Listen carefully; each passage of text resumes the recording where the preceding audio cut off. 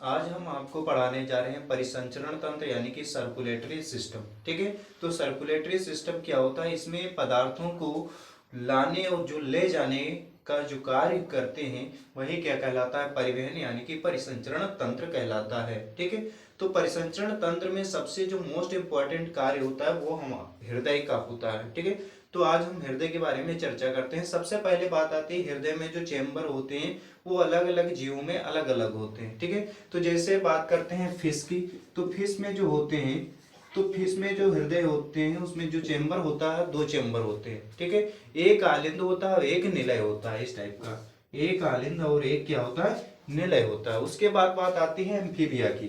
ठीक है, तो एम्फीबिया में क्या होता है, एम्फीबिया में जो चेंबर होते हैं तीन चेंबर होते हैं। कितने चेंबर होते हैं, तीन चेंबर होते हैं। दो आलिंद होते हैं, दो आलिंद होते हैं और एक निलय होता है। दो आलिंद हो गए और एक निलय हो गया। उसके बाद बात आती है रेप्टाइल की, यानी कि जो सरीसृप होते हैं रेप्टाइल। ठीक, इसमें जो चेंबर होते हैं, कुछ एनिमल एनिमल में जो होते हैं चार होते हैं, ज्यादातर एनिमल में तीन होते हैं। ठीक है, तो इसमें भी दो आलिंद दो निलय होते हैं, लेकिन जब चार होते हैं तो दो आलिंद दो निलय। जैसे क्रोकोडाइल हो गया, तो क्रोकोडाइल में क्या होते हैं, चार चेंबर होते हैं, दो आलिंद दो निलय। अब बात आती है एवीज यानी कि बर्ड्स की। ठीक है, तो एवीज में क्या होता है, एवीज में भी चार चेंबर होते हैं, दो आलिंद दो निलय। जो मेमल्स होते हैं, जो हम लोग आते हैं, जितने भी मेमल्स होते हैं उसमें भी चार चेंबर होते हैं, दो आलिंद और दो निलय। तो सबसे पहले बात आती है ह्यूमन हार्ट की। तो जो हमारा ह्यूमन हार्ट होता है यानी कि जो मानव हृदय होता है, ये हमारा जो हृदय होता है हमारे वक्ष गुहा में, यहाँ पर दोनों फेफड़ों के बीच में ये जो हमारी हड्डी होती, इसके यानी कि जो स्टर्नम होती, इसके मध्य में हल्का बाईं ओर स्थित, ये वाला हमारा दायां भाग होता है, ये वाला हमारा बायां होता है, तो हल्का दाईं ओर स्थित होता है। ठीक, बहुत ही कोमल और नाजुक होता है। ये शंक्वाकार होता है। कैसा होता है, बंद मुट्ठी के आकार का होता है। इसका साइज जो होता है लगभग, इसकी जो लंबाई होती है 9 सेंटीमीटर होती है। इसकी लंबाई जो होती है 9 सेंटीमीटर। इसकी जो चौड़ाई होती है लगभग 6 सेंटीमीटर होती है। इसकी जो मोटाई होती है लगभग 3 सेंटीमीटर होती है। इसका जो भार होता है औसतन लगभग 300 ग्राम का होता है। कितना होता है, 300 ग्राम का होता है। बहुत ही कोमल होता है, नाजुक होता है, हमारे स्टर्नम के बीच में फेफड़ों के मध्य में स्थित होता है। ठीक है, ये क्या होता है, पेरिकार्डियम कैविटी में बंद रहता है। जैसे हमारा जो लंग्स यानी कि जो फेफड़े होते हैं प्लेउरल कैविटी में बंद रहते हैं, ठीक उसी प्रकार जो हमारा हृदय होता है पेरिकार्डियम कैविटी में बंद रहता है। यहाँ पे आपने देखा होगा इसकी स्ट्रक्चर, ये थोड़ा इस टाइप, इस बाईं तरफ थोड़ा झुका हुआ, क्योंकि इधर क्या होती है, यहाँ पर मसल्स जो पाई जाती हैं, इसमें पेरिकार्डियम मसल्स पाई जाती हैं जो बहुत ही मोटी होती हैं, जो बहुत ही यहाँ पे प्रेशर बनाती है। ठीक है, तो इसमें जो हमारा हृदय होता है इसमें चार चेंबर होते हैं, दो आलिंद दो निलय। ये दाहिना आलिंद हो गया, ये दाहिना निलय हो गया, ये बायां आलिंद और बायां निलय हो गया। ठीक है, इसमें क्या होता है, हमारा जो हृदय होता है, हृदय में इसमें तीन मेम्ब्रेन पाई जाती हैं, तीन झिल्लियों से घिरा होता है, जिसको बोलते हैं एपिकार्डियम, मायोकार्डियम और इंडोकार्डियम। ठीक, तीन लेयर पाई जाती हैं। अब यहाँ पे जो हमारा हृदय होता है, इसमें क्या होता है, जो सबसे पहले जो बात आती है इसमें हमारे हृदय में, तो सबसे पहले जो ब्लड आता है यहाँ पर, सबसे पहले तो ब्लड क्या होता है, सबसे पहले जितना भी अशुद्ध रक्त यानी कि जिसमें ऑक्सीजन नहीं घुली हुई होती, वो वाला ब्लड कहाँ आएगा, हमारे फेफड़ों में आएगा। कहाँ आएगा, हमारे हमारी बॉडी से आएगा। यहाँ पर दो वो पाई जाती हैं, एक पाई जाती है सुपीरियर वेना केवा और एक पाई जाती है इंफीरियर वेना केवा, जिसको हम महाशिरा बोलते हैं। क्या बोलते हैं, महाशिरा। एक होती है अग्र, एक होती है पश्चिम। ठीक है, तो ये जो सुपीरियर वेना केवा और इंफीरियर वेना केवा होती हैं, ये क्या करते हैं, जो अशुद्ध यानी कि डीऑक्सीजनेटेड ब्लड को हमारे हृदय में लाते हैं। हृदय में कहां से लाएंगे, ये यहां से लेकर हमारे दाहिने वाले आलिंद में लाती हैं। दाहिने वाले आलिंद में लाकर ये दाहिने वाले आलिंद से जो ब्लड आया है यहाँ पर, ये अब कहाँ जाएगा, दाहिने वाले निलय में आएगा। यहाँ पर क्या होता है, दाहिने आलिंद और दाहिने निलय के बीच में क्या पाया जाता है, ट्राइकस्पिड वाल्व पाया जाता है। क्या पाया जाता है, ट्राइकस्पिड वाल्व पाया जाता है। ये जो ट्राइकस्पिड वाल्व होता है, ये ब्लड को ये आलिंद से क्या करता है, निलय में जाने देता है, बट निलय से वापस जो है आलिंद में ब्लड को जाने नहीं देगा। ठीक है, अब ये ब्लड यहां से आया, अब ये ब्लड जो है दाहिने वाले आलिंद से कहा जाएगा, ये वाला जाएगा पल्मोनरी एओर्टा में। कहा जाएगा? पल्मोनरी एओर्टा, जिसको हम फुसफुस धमनी कहते हैं। क्या कहेंगे? फुसफुस धमनी। ये यहाँ पर अब अशुद्ध रक्त कहाँ जाएगा? फुसफुस धमनी में जाएगा। फुसफुस धमनी में जाने के बाद क्या होता है, ये यहाँ पर फुसफुस धमनी और दाहिने वाले निलय में क्या पाया जाता है? एक वाल्व पाया जाता है, जिसको बोलते हैं पल्मोनरी वाल्व। जिसको क्या कहते हैं? पल्मोनरी वाल्व कहते हैं। ठीक है, अब यहाँ पर जो ये पल्मोनरी वाल्व है, ये भी क्या करता है, यहाँ पे ब्लड को, यहाँ पर ब्लड जो है निलय से पल्मोनरी एओर्टा में जाता है, लेकिन पल्मोनरी एओर्टा से निलय में जाने नहीं देता है। ठीक है, तो ये जो पल्मोनरी एओर्टा होता है, ये ब्लड को कहाँ ले जाता है? हमारे दोनों लंग्स यानी कि हमारे दोनों फेफड़ों में ले जाता है। फेफड़ों में जाएगा, वहां पर क्या होता है, वहां पर ब्लड ऑक्सीजन से घुलेगा। अब ऑक्सीजन से घुलने के बाद जो ब्लड आएगा, ठीक है, तो जो ब्लड आएगा तो यहाँ पर क्या होता है, पल्मोनरी जो वेंस होते हैं, पल्मोनरी वेंस, ठीक है, ये जो पल्मोनरी वेंस है, तो पल्मोनरी वेंस से क्या होता है, पल्मोनरी वेंस से ब्लड आएगा बाएं वाले आलिंद में। पल्मोनरी, वहां से ऑक्सीजन युक्त ब्लड हो गया। ठीक है, अब ऑक्सीजन युक्त जो ब्लड हुआ, अब बाएं वाले आलिंद में आएगा। बाएं वाले आलिंद से, दोनों फेफड़ों से आलिंद में आ गया। अब आलिंद से क्या होगा, आलिंद से ये आएगा निलय में। कहाँ आएगा?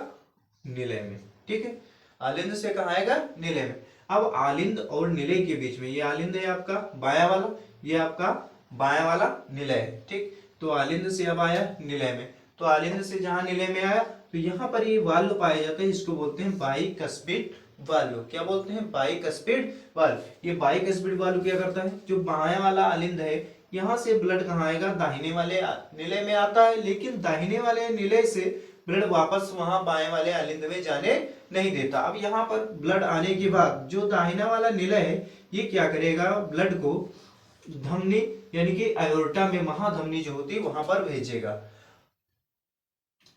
कहां भेजेगा? एओर्टा में भेजेगा।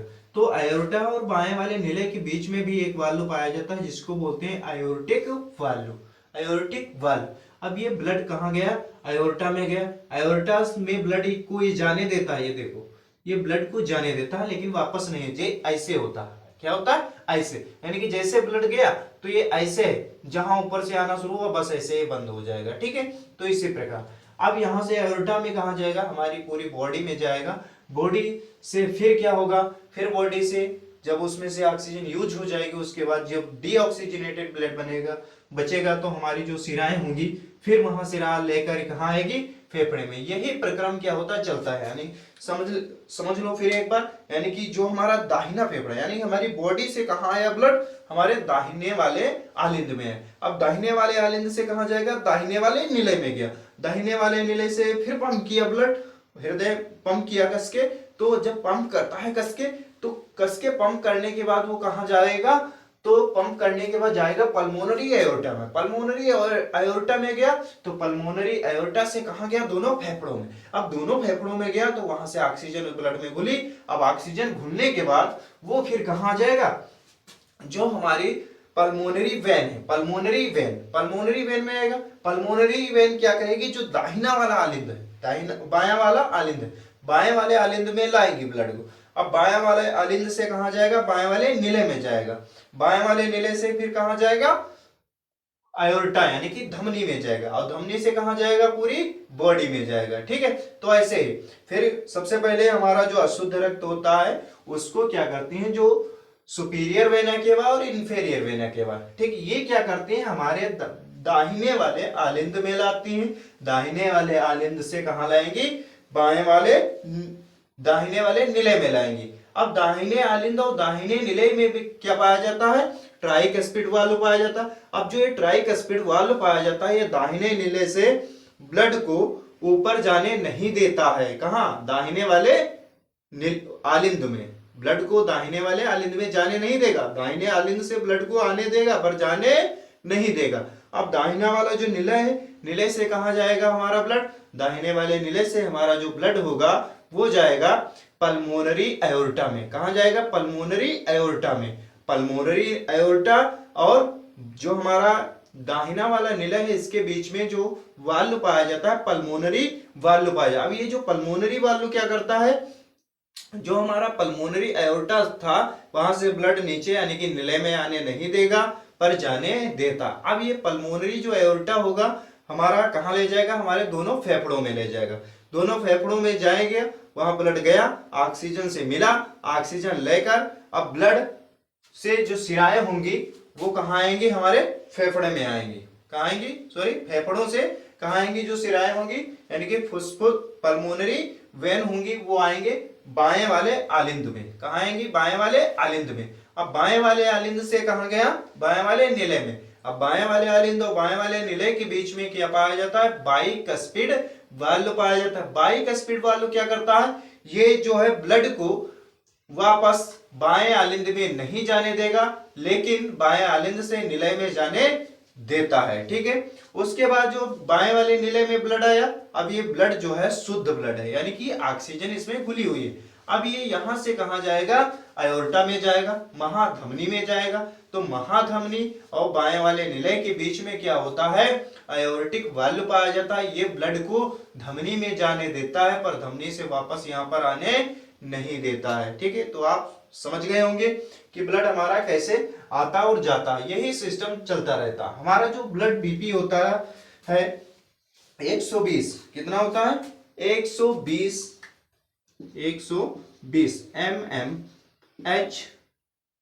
होता है। 120/80 120/80 mmHg होता है। ठीक है, एक मिनट में लगभग हमारा हृदय जो होता है 72 से 75 बार धड़कता है। कितना? 72 से 75 बार। ठीक है, यानी कि क्या करता है हमारा हृदय जो एक मिनट में लगभग 1 मिनट में पूरा 5 लीटर जो ब्लड होता है उसका सर्कुलेशन कर देता है। यानी कि ब्लड में क्या होता है? इसमें जब क्या होता है, इसमें सिस्टोल और डायस्टोल यानी कि जैसे ब्लड क्या करता है? पंप करता है। ब्लड क्या करता है? ब्लड को पंप करता है। जैसे सिस्टोल करेगा यानी कि इसका क्या होगा? संकुचन होगा। तो संकुचन होने पर क्या होता है? जैसे इसका संकुचन होगा इसका क्या होगा? हृदय का आयतन कम हो जाएगा। हृदय का आयतन कम होगा तो ब्लड क्या होगा? जाएगा। जहां डायस्टोल हुआ यानी कि फैला, इसका आयतन बढ़ा, यहाँ पे ब्लड आ गया। ठीक है, तो यहाँ पर जब सिस्टोल और डायस्टोल होता है तो यहाँ पर लब डब की आवाज आती है। कैसी आवाज आती? लब और डब, लब डब की आवाज आती है। तो डॉक्टर क्या करता है? जो आपका आला होता है, ठीक है, जो आपका आला होता है उसी के माध्यम से वो लब डब की आवाज को सुनता है। ठीक है, हमारा जो बीपी होता है उसको सिर्फ मैनोमीटर से जांचा जाता है। ठीक है, तो हमारा जो हृदय होता है बहुत ही कोमल होता है, नाजुक होता है।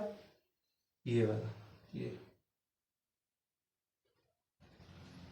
ठीक है, तो हमारे हृदय की संरचना एक बार समझ लेते हैं। इसमें क्या होता है? ये वाली क्या है? दाहिना वाला आलिंद है, ये वाला दाहिना निलय है। यहाँ पर बीच में क्या होता है? ये ट्राइकस्पिड वाल्व पाया जाता है। यहाँ पर अब देखो जो दाहिना आलिंद और दाहिना बायां आलिंद, दाहिना आलिंद और बायां आलिंद, अब दायां मतलब दायां आलिंद और बायां आलिंद दोनों के बीच में क्या होता है? इंटर एट्रियल सेप्टम पाया जाता है। इंटर एट्रियल सेप्टम पाया जाता है। तो जो इंटर एट्रियल सेप्टम होता है यही क्या करता है? इसको दाहिने आलिंद और बाएं आलिंद को बांटने का कार्य करता है। ठीक है, इसी प्रकार क्या होता है? इंटर वेंट्रिकल सेप्टम ये क्या करता है?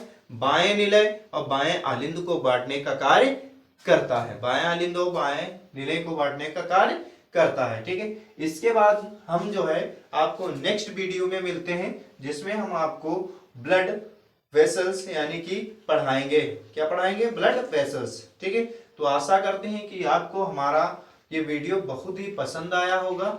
ठीक है, तो आप इसको लाइक, शेयर और सब्सक्राइब जरूर कीजिए। धन्यवाद। जय हिंद, जय भारत।